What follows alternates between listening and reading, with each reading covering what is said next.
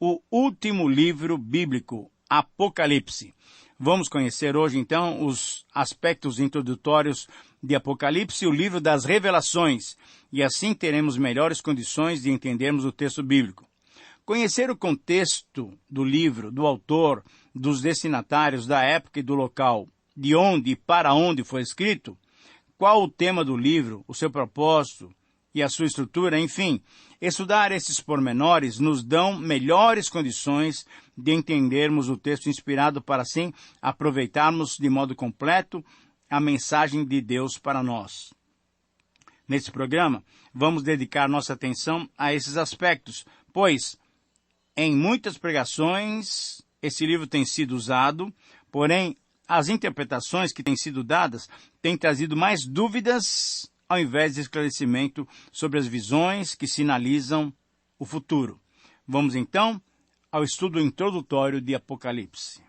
Como introdução, eu quero que você perceba o seguinte: o livro de Apocalipse é, na verdade, um livro com um ritmo muito intenso. Formado nas chamas da tribulação pessoal do autor, o livro emprega a linguagem das alusões bíblicas e do simbolismo apocalíptico para expressar a altura e a profundidade da experiência visionária do autor. Para incentivar a fidelidade cristã, Apocalipse aponta para o glorioso mundo do futuro, quando o Senhor Jesus, que foi crucificado e ressuscitou, voltar para completar a missão que Deus, o Pai, lhe deu.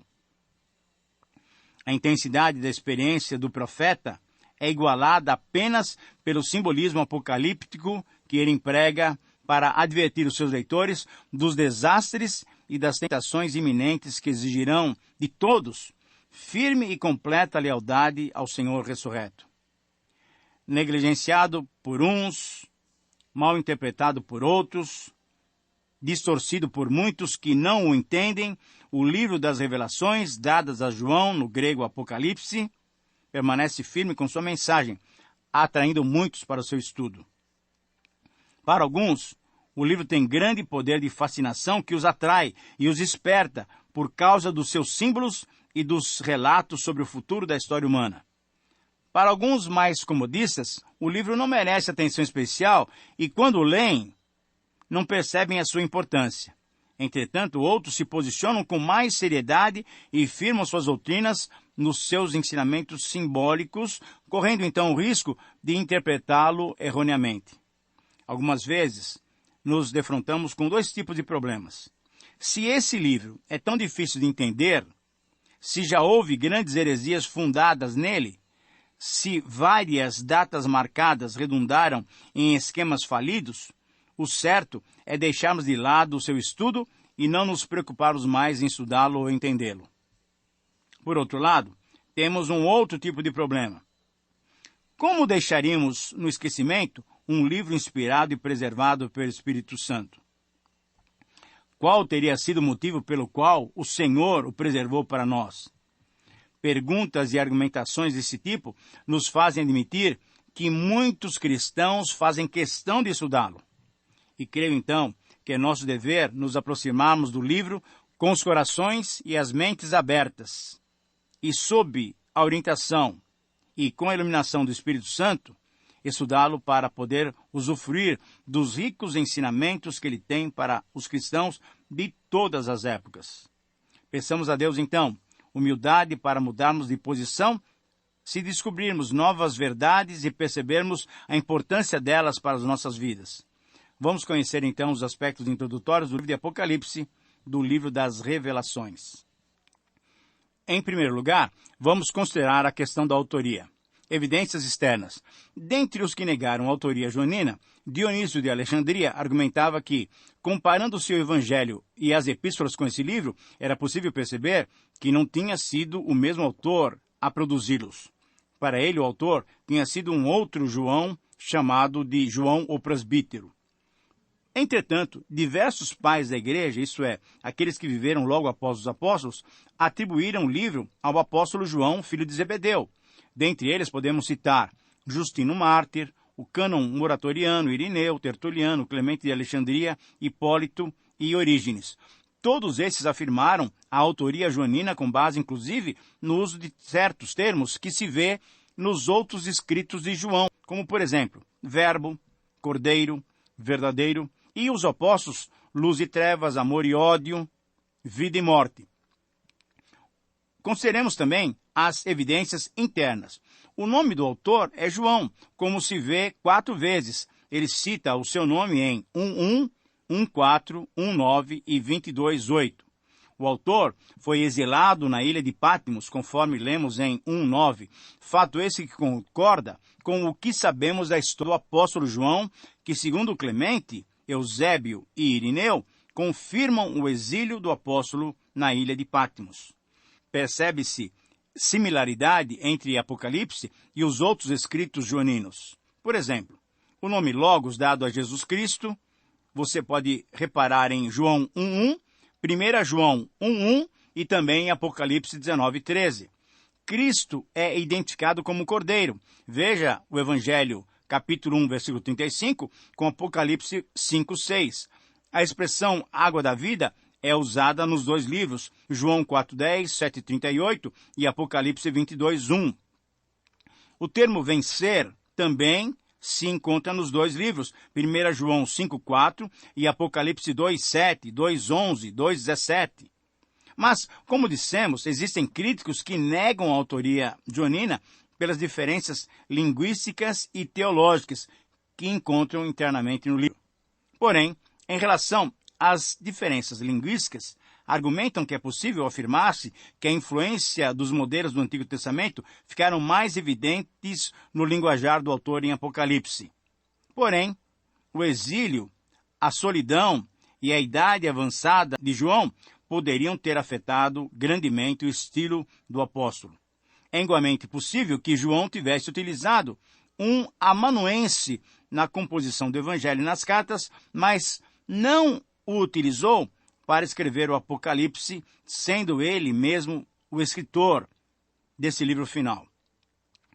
Em relação às diferenças teológicas, esses críticos argumentam que não se vê no Evangelho a negação do amor do Pai, a compaixão e a salvação do Filho e a habitação contínua do Espírito Santo nos cristãos. Porém, podemos responder que o que é visto no Apocalipse são outras características essenciais da Trindade, que compõem cada uma das 3 pessoas. Por exemplo, vê-se no Apocalipse a ira e a justiça de Deus, o juízo e a vitória de Jesus, o Rei dos Reis, Senhor dos Senhores, e a descrição do Espírito Santo como 7 espíritos diante do trono. Portanto, a evidência interna, embora tenha alguns problemas, não anula o testemunho externo primitivo e consistente que afirma o apóstolo João como autor desse importante livro. Em segundo lugar, vamos considerar a questão da data e local de origem do livro. É consenso entre os estudiosos que Apocalipse foi escrito numa ocasião em que a contrariedade romana contra o cristianismo era grande e generalizada. E essa contrariedade se evidenciava na forma de perseguição. Veja, por exemplo, Apocalipse 1, 9, 2, 10, 2, 13. Os estudiosos, tradicionalmente, têm proposto 2 possíveis datas. Perseguição dos cristãos pelo imperador romano Nero, que reinou durante 54 e 68, após o incêndio de Roma, quando ele tentou culpar os cristãos por aquele ato insano que ele mesmo tinha provocado. Argumenta-se que, por haver menção do Templo de Jerusalém como se ainda estivesse em funcionamento, e ainda por ter o valor numérico para as letras gregas Nero, César, cuja soma é 666, o número da besta seria, então, esta uma data possível, isso é, nos dias de Nero. Porém, é mais aceito que o livro foi produzido na época da perseguição desencadeada por Domiciano, um outro imperador romano que governou de 81 a 96 d.C. Essa perseguição foi confirmada por Irineu, por Clemente de Alexandria, por Vitorino, por Jerônico, que com Eusébio confirmam que João foi exilado na ilha de Patmos nos dias de Domiciano. Sendo que o exílio de João concorda com a política conhecida de Domiciano de punir os seus opositores por intermédio do exílio, a provável data do livro de Apocalipse é 95 a 96 depois de Cristo. Embora não se saiba quando João foi solto de Patmos, é provável que tal libertação tenha ocorrido depois do governo de Domiciano. Os textos de 1:11, 22:7, 22:9, 22:10, 18 e 19 parecem indicar que o livro tinha sido concluído na ilha de Patmos, enquanto o apóstolo estava lá exilado. Consideremos agora, em terceiro lugar, a questão dos destinatários. O livro é destinado às 7 igrejas da Ásia e às demais igrejas da história. As 7 igrejas da Ásia são representativas de todas as igrejas existentes. Em quarto lugar, consideremos o gênero literário do livro. Apocalipse, tradicionalmente, como era de se esperar, tem sido considerado uma literatura apocalíptica. Por outro lado, João também lhe conferiu algumas características de epístola, de carta, com uma saudação e uma conclusão epistolar, além do tom geral de uma epístola cristã de instrução para ser lida em voz alta no culto público. Mas, querido amigo, não podemos deixar de mencionar que é possível encontrarmos também outras formas de literatura, especialmente hinos de louvor e de adoração ao Senhor nas páginas do Apocalipse. Em quinto lugar, consideremos a teologia do livro. Trata-se de uma revelação de Deus para a sua igreja, uma revelação de Jesus Cristo como Senhor vitorioso que retornará não mais como Salvador, mas como juiz. Jesus é quem leva a sua igreja para estar junto de si no novo céu e na nova terra, onde o adoraremos para todo sempre. Apocalipse, então, com frequência é tratado como se constituísse um mundo à parte no cânon do Novo Testamento. Apesar da sua linguagem comum e das suas tradições simbólicas, o Apocalipse tem como fundamento a teologia apostólica. O enfoque de Apocalipse claramente enfatiza a vinda futura de Cristo, a segunda vinda de Cristo gloriosa e vitoriosa. Essa teologia apostólica pode ser Deus agiu com poder em favor da nossa salvação, em especial pela morte e ressurreição do Senhor Jesus. Terceiro, esse mesmo Jesus agora é o Senhor exaltado. Quarto, todos que creem em Jesus e se submetem a Ele recebem salvação. Quinto, o Espírito de Deus foi derramado sobre todos os que carregam o nome de Cristo. Sexto, o compromisso com Deus por meio de Cristo significa participar em uma comunidade de adoração e instrução.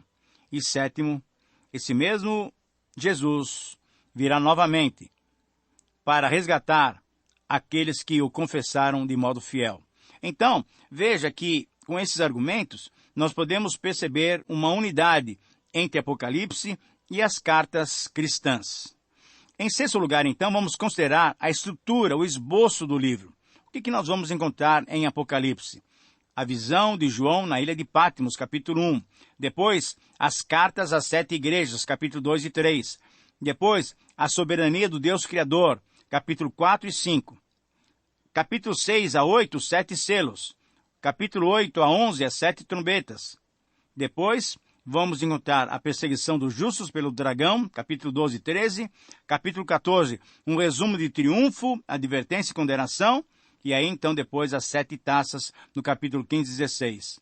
A queda e a ruína da cidade imoral, a Babilônia, capítulos 17 e 18. 19 até 22, júbilo no céu e a revelação do Cordeiro de Deus. E no capítulo 22, uma conclusão final. Em sétimo lugar, vamos considerar as peculiaridades desse livro. Este é o único livro profético do Novo Testamento. Apocalipse tem estreita ligação com os livros proféticos e apocalípticos do Antigo Testamento. Terceira peculiaridade. Esse é o único livro do Novo Testamento escrito para 7 igrejas especificamente mencionadas.